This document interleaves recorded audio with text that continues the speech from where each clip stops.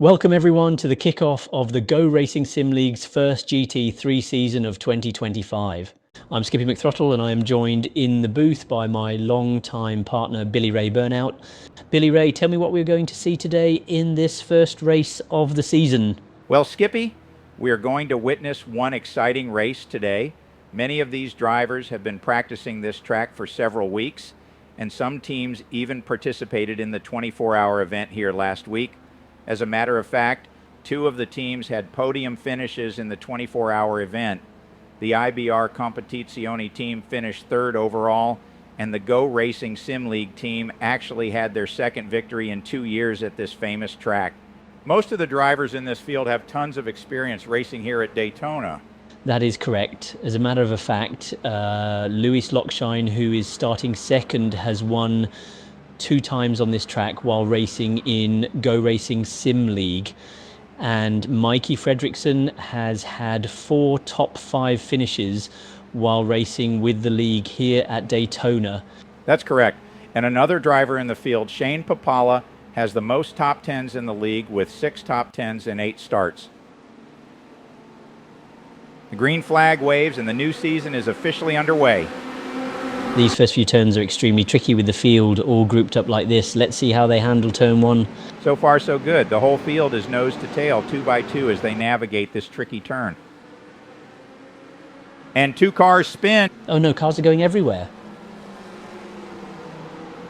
Oh, that was a hard hit. Wow, another car gets airborne. This is UGLY ugly. We will need to go back and look at this incident in greater detail, but first let's watch the first lap.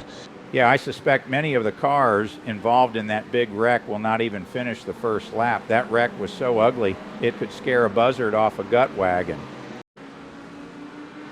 It looks like Sam Book and Louis Lockshine are starting to pull away from the rest of the field.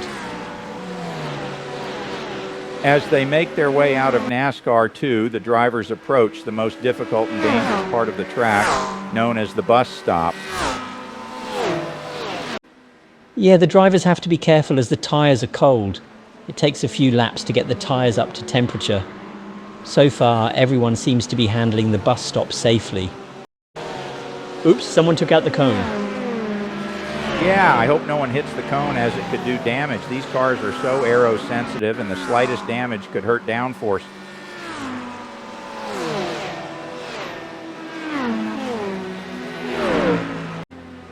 Let's go back now and look at the big cluster that happened coming out of turn 2 on the first lap. You can see that Rusty Johnson and Daniel Scheffer are side by side exiting 1 and into turn 2, and they have slight contact going into 2, sending both of their cars spinning into the grass and off the track. Yeah, that's an extremely tough turn to navigate side by side. It looks like they hit 2 times before they were sent spinning off the track. Oh snap. It appears the same thing happened a few cars behind them too with Michael Hutchison and Matt Cushion. Yep, they touched in the same turn, sending Hutchison spinning with his car stopping on the edge of the racing line. Then all hell breaks loose. Cars are going everywhere. Wow, that was a major impact. It looks like Ken Scholes had nowhere to go and T-boned Hutchison. Then Lane Allen hit Ken in the rear, sending Ken airborne.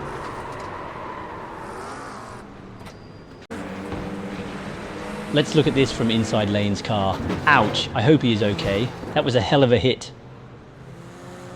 All right, let's move on to the bus stop on lap 1. Doug Doucette gets a good run on Greg Sampson and passes him entering the bus stop. Look at how tight they are racing. Lockshine is literally pushing Sam down the straight to complete lap 2. It looks like NASCAR drafting.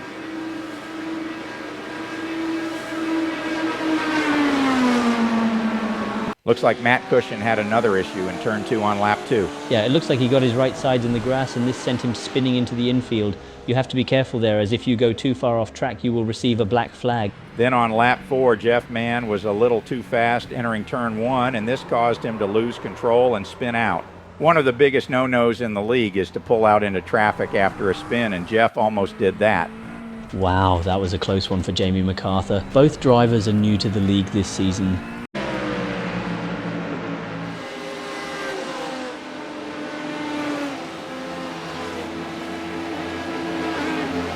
On lap 3, 3 into lap 4, we have a great battle between Roger Shank and Mike Watts. It looks like Roger has the inside line, and this helped him get by Mike for the 11th position on the track. More trouble for Lane Allen on lap 4 as he hits the rumble strips and it causes his car to break loose. He is lucky no one else was around, and he was able to turn the car around to continue. On lap 5, Chris Sawallich gets sideways in turn 1 and hits the inside wall hard.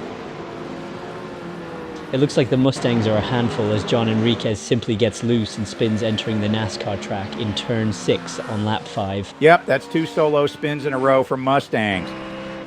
And we have a great side-by-side battle in the horseshoe by Roger Shank and Ed Adams for 12th place. It looks like Roger got by Ed, but we can see Ed fighting back down the long straight and through the kink. Oh, and this caused Roger to slow down and lose a spot to Doug Doucette going into the West Horseshoe. Looks like Roger battled hard against Doug through the horseshoe and down the straight, but Doug ultimately gets him entering the NASCAR track.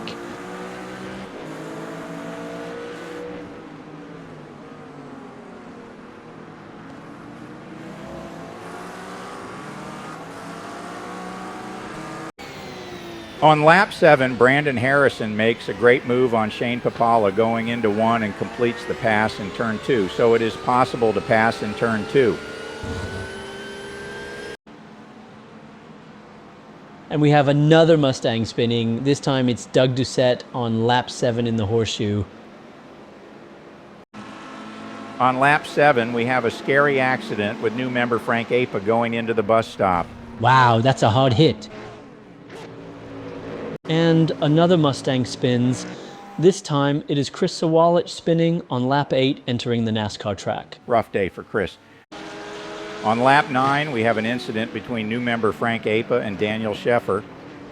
Yeah, that looked avoidable. Not a good way to make new friends. On lap 10, Greg Sampson had an extremely close call in the bus stop. He still hit the wall, but it could have been much worse, much worse. Lap 19, Sam Buck is able to get by Kerry Cantero and move up to 3rd position. Sam and Kerry have both been running in the top 5 all race. Yeah, both drivers are extremely fast and a threat to win each week. Also on lap 19, 2 new members, Avelio Barrios and Nick Gielis, get into each other in the Western Horseshoe. This causes Avelio to slide off track and hit the wall. On the very next lap, Tyler Hamlin makes a move on Nick Gielis going into turn 1, but the Porsche breaks loose and comes to a stop in the middle of the track. This was a scary moment as multiple drivers had to make evasive moves to avoid hitting his stalled car.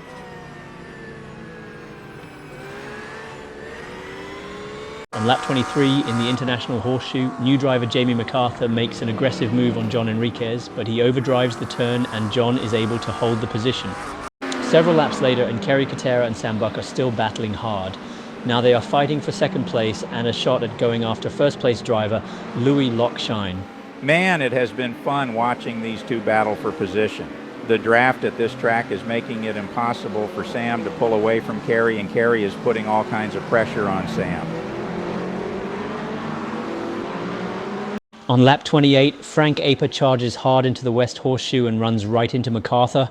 Man, MacArthur had no chance there. I'm not sure why Frank drove it in so hard. Hell, he hit him a 2nd time in the turn to finish him off. Crazy. Also on lap 28, Ed Adams proves that you can save a Mustang when it breaks loose. Great car control there in the bus stop by Ed. Pucker moment for sure. Lap 29 was a big moment for the Pro Division as pole setter Sam Buck has a solo spin going into turn 1. His car stalls out in the middle of the turn only to be collected by Mikey Fredrickson. In this replay here, you can see that Mikey had no idea Sam's car was sitting on the track until the last second. His car came into Mikey's view at the same time Mikey was accelerating. That's a hard hit. Chris Payne was having a solid night, but on lap 29 he spins out entering the NASCAR track.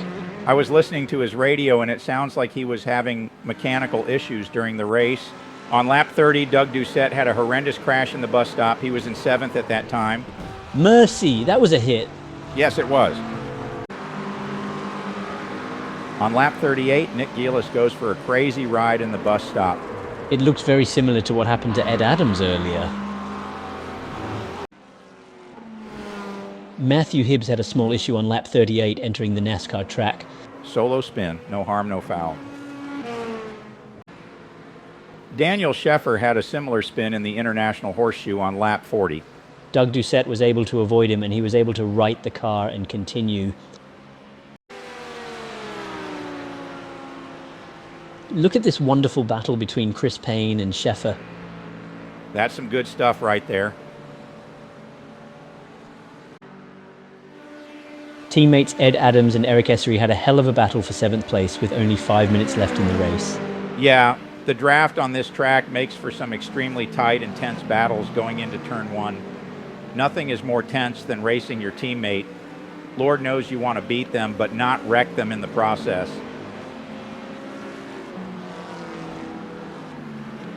Eric was finally able to pull away, exiting the International Horseshoe. We had an amazing battle for 2nd place on the last lap between Kerry Cantera and Brandon Harrison. That is what I call a photo finish. Wow, so close. Congratulations to Louis Lockshine for winning the race in the Pro Series. He led the most laps of anyone during the race with 27 laps led. Well done. And congratulations to Kevin Rupert for his 10th place finish and winning the Amateur Series here at Daytona. He was able to capitalize on several drivers having issues during the race. In 2 weeks, GoRacing Sim League will be battling it out at world-famous Nürburgring. I hope you enjoyed our broadcast. For GoRacing Sim League, this is Skippy McThrottle. And this is Billy Ray Burnout. We will see you in 2 weeks. And remember, second is the first loser.